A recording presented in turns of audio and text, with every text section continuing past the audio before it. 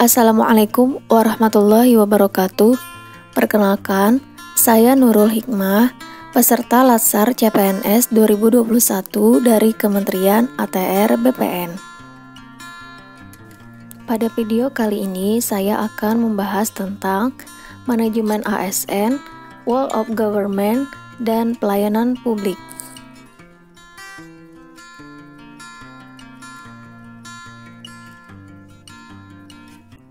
Pegawai ASN terdiri dari pegawai negeri sipil atau PNS dan pegawai pemerintah dengan perjanjian kerja atau P3K. Kedudukan ASN. Pegawai ASN berkedudukan sebagai unsur aparatur negara yang menjalankan kebijakan yang ditetapkan oleh pimpinan instansi pemerintah, serta harus bebas dari pengaruh dan intervensi semua golongan dan partai politik. Peran ASN yaitu perencana, pelaksana, dan pengawas penyelenggaraan tugas umum pemerintahan dan pembangunan nasional melalui pelaksanaan kebijakan dan pelayanan publik yang bersifat profesional, bebas dari intervensi politik, serta bersih dari praktik korupsi, kolusi, dan nepotisme. Tugas ASN yaitu melaksanakan kebijakan yang dibuat oleh pejabat pembina kepegawaian sesuai dengan ketentuan peraturan perundang-undangan, memberikan pelayanan publik yang profesional dan berkualitas, serta mempererat persatuan dan kesatuan negara kesatuan Republik Indonesia. Hak ASN terdiri dari hak PNS dan hak P3K.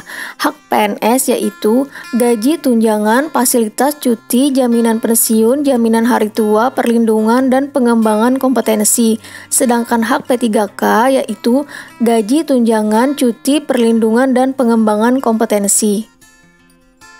Kewajiban ASN yaitu setia dan taat pada Pancasila, UUD 1945, NKRI, dan pemerintah yang sah, menjaga persatuan dan kesatuan bangsa, melaksanakan kebijakan yang dirumuskan pejabat pemerintah yang berwenang, menaati ketentuan peraturan perundang-undangan, melaksanakan tugas kedinasan dengan penuh pengabdian, kejujuran, kesadaran, dan tanggung jawab, menunjukkan integritas dan keteladanan dalam sikap, perilaku, ucapan, dan tindakan, menyimpan rahasia jabatan dan hanya dapat mengumumkakan rahasia jabatan sesuai dengan ketentuan peraturan perundang-undangan dan bersedia ditempatkan di seluruh wilayah Indonesia.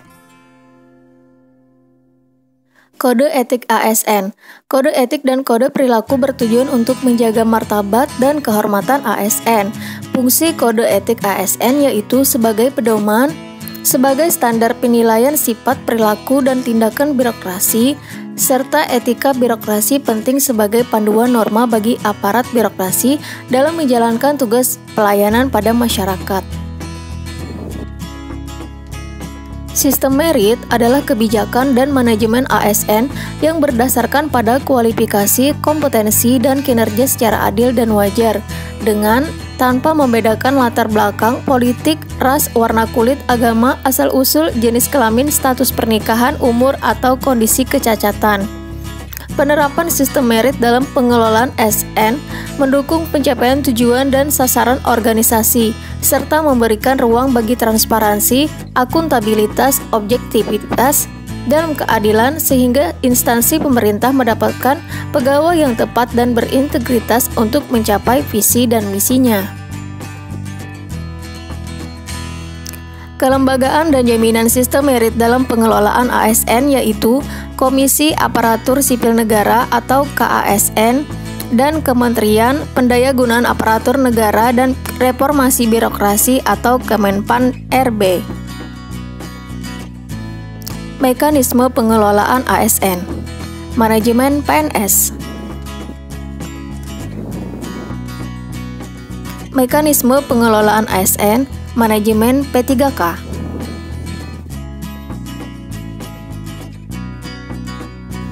Mekanisme pengelolaan ASN pada pengelolaan jabatan pimpinan tinggi.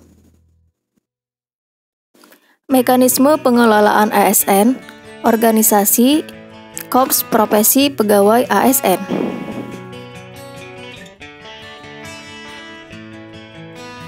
Sistem informasi ASN adalah rangkaian informasi dan data mengenai pegawai ASN yang disusun secara sistematis, menyeluruh, dan terintegrasi dengan berbasis teknologi. Sengketa pegawai ASN diselesaikan melalui upaya administratif yang terdiri dari keberatan dan banding administratif.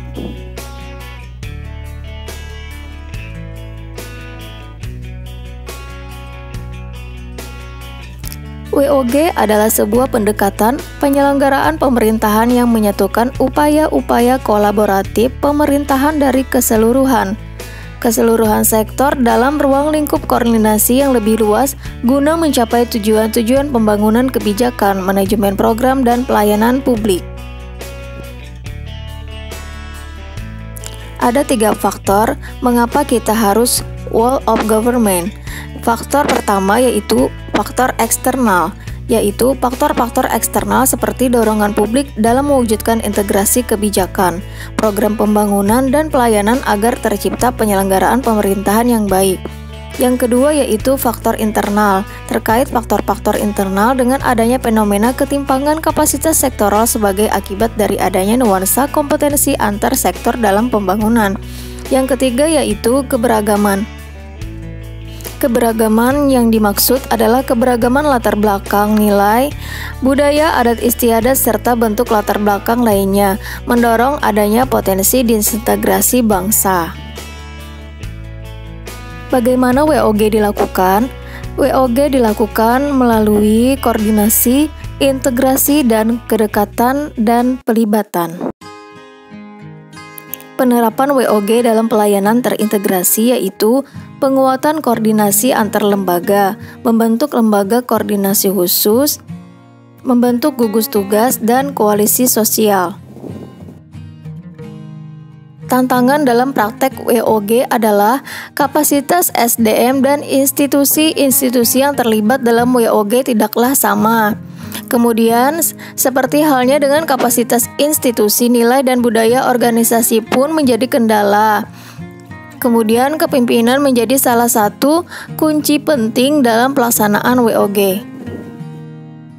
Praktek WOG dalam pelayanan publik. Pola pelayanan publik dapat dibedakan menjadi 5, yaitu pola pelayanan teknis fungsional, 1 atap, 1 pintu, terpusat, dan elektronik. Best practices penerapan WOG. Prasyarat best practices. Penerapan pendekatan WOG di berbagai negara. Definisi dan penerapan e-government di Indonesia. Hakikat dasar pelayanan publik.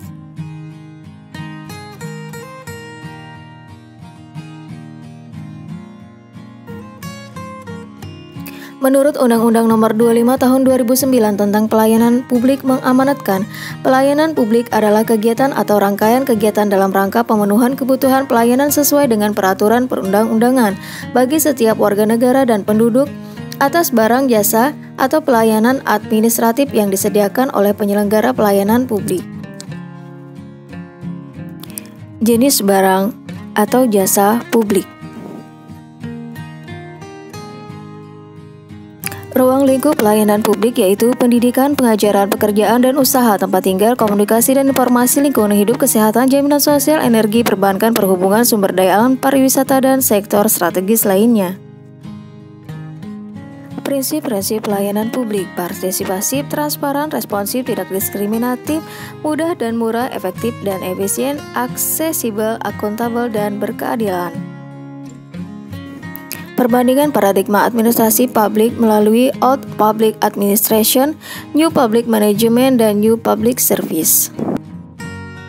Pengertian etiket dan etika.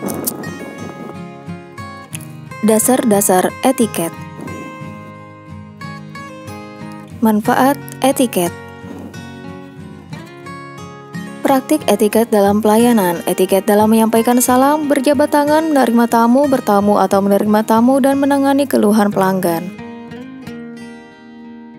Sekian video dari saya. Assalamualaikum warahmatullahi wabarakatuh.